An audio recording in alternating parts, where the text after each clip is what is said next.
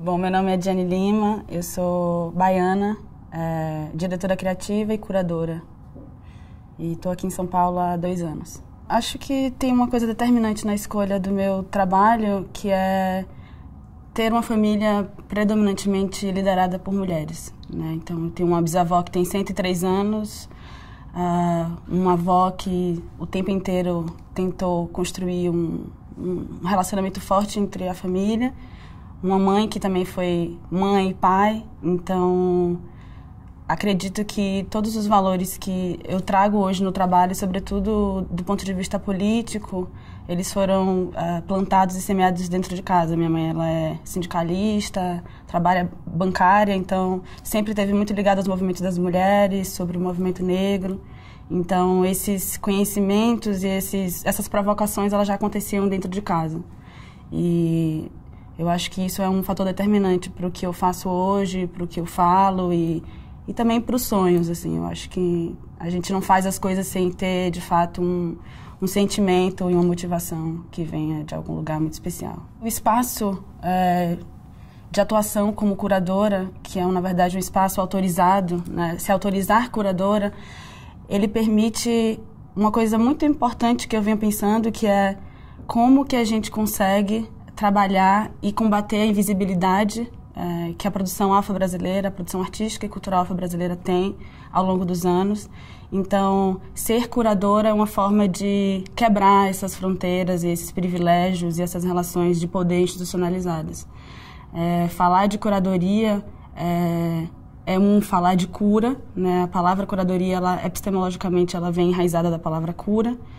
E tem uma pesquisadora chamada Grada Quilomba, e ela fala muito sobre o trauma colonial, né? Então, eu tenho pensado como a função entre curadoria e cura pode ser impactante e tentar, de alguma maneira, pressionar para que a gente consiga não ter tantos mais estereótipos e que essa invisibilidade, de fato, ela seja combatida. Então, a curadoria, ela vem muito nesse sentido de propor uma nova produção de narrativas, de discursos e de linguagens. E eu me interesso muito por esses agenciamentos entre pessoas. Então, mais do que uma obra, mais do que um produto final, me interessa, de fato, o aprendizado coletivo que existe aí, nesses encontros entre as pessoas. E aí, quando a gente está falando em cultura afro-brasileira, a gente tem uma riqueza incrível de repertórios e de vozes que precisam ser faladas, né, que precisam ecoar. Quando a gente fala de curadoria, a gente fala de relações de poder, né? A figura do curador, ele é instituído de poder. Então, ele decide quem pode e quem não pode.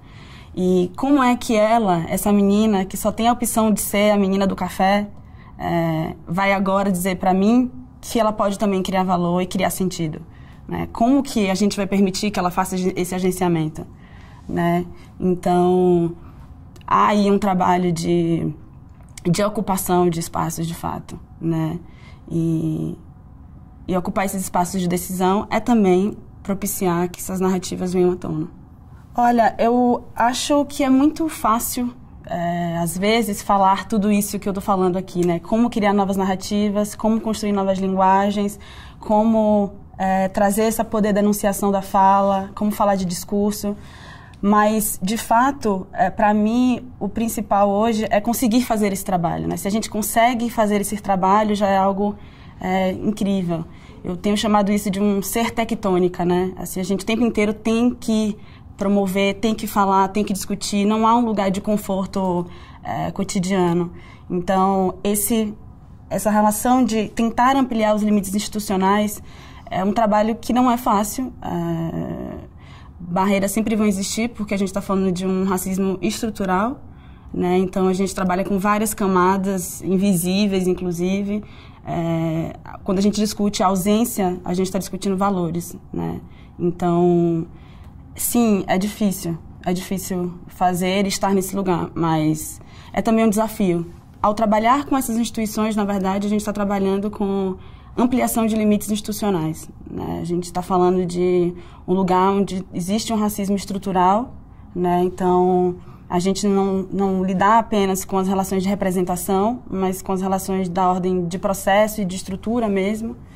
E E é um embate diário, né? É um conflito diário, é uma tentativa diária de fazer essas mudanças acontecerem, né? E tem uma coisa que também é muito potente quando você trabalha com essas instituições, que é a possibilidade de você, ocupar espaços, né? Então, à medida que a gente consegue se relacionar, a gente está ocupando esses espaços, mas também, como a gente está falando de relações estruturais, a gente também precisa criar espaços, né? A gente precisa criar espaços que deem conta dessa narrativa que foi aniquilada, né? Dessas memórias que foram apagadas, desse jeito de fazer muito próprio, desse corpo que enuncia, desse corpo negro que enuncia.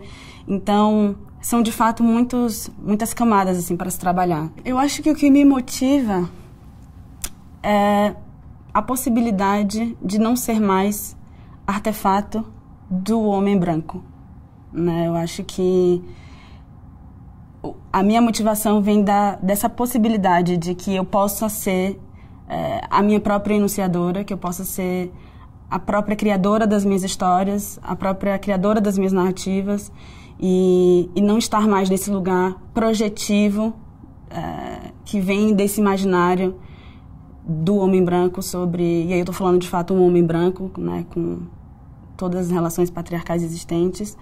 E essa tentativa mesmo de poder ser eu enquanto mulher negra e deixar que essas subjetividades venham, não mais ser essa projeção da subalternidade, da inferioridade e da diferença, né, que é o que o projeto colonial predestinou, e a gente precisa, de fato, se despir, né, e reconstruir. Então, eu acho que, por isso, a vontade de trabalhar com pessoas.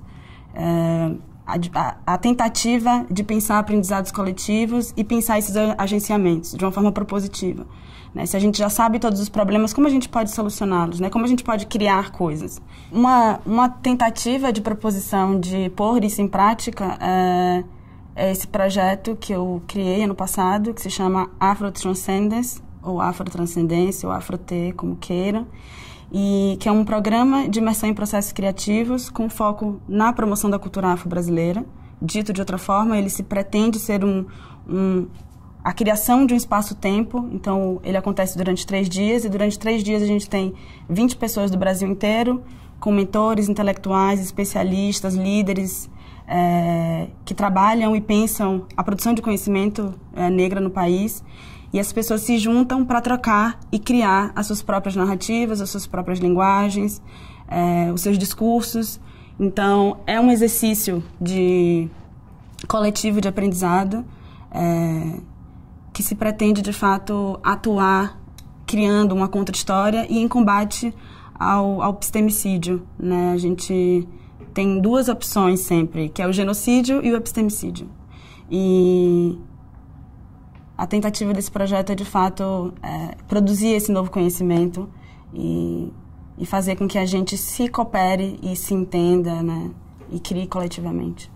Eu sou sempre muito positiva sobre o que está acontecendo nesse tempo que eu vivo, né? Eu acho que eu não poderia ser não positiva, porque isso, acho que, de alguma maneira, me bloquearia a fazer as coisas. E eu acho que a gente vive um momento muito propício para discutir o lugar da mulher, discutir o lugar do negro, né? E a internet, ela tem sido uma ferramenta muito importante para que essa democratização da fala aconteça. Então, a internet tem sido o lugar onde pessoas que não tinham vozes e que não podiam encontrar seus pares, encontram seus pares. E dizem, nossa, eu não sabia que tinha tanta gente pensando como eu. E isso, obviamente, cria uma mobilização, né? Cria uma nova forma de produção de conhecimento, cria a possibilidade de discussões, de ampliar essas discussões, de levá-las para instituições, de levá-las do ponto de vista público. Então, eu acho que a gente tem caminhado, sobretudo nos últimos 3 anos, a uma velocidade da internet, né? E isso vai trazer e tem trazido impacto que eu acho que a gente só vai ter noção mesmo ao longo do tempo.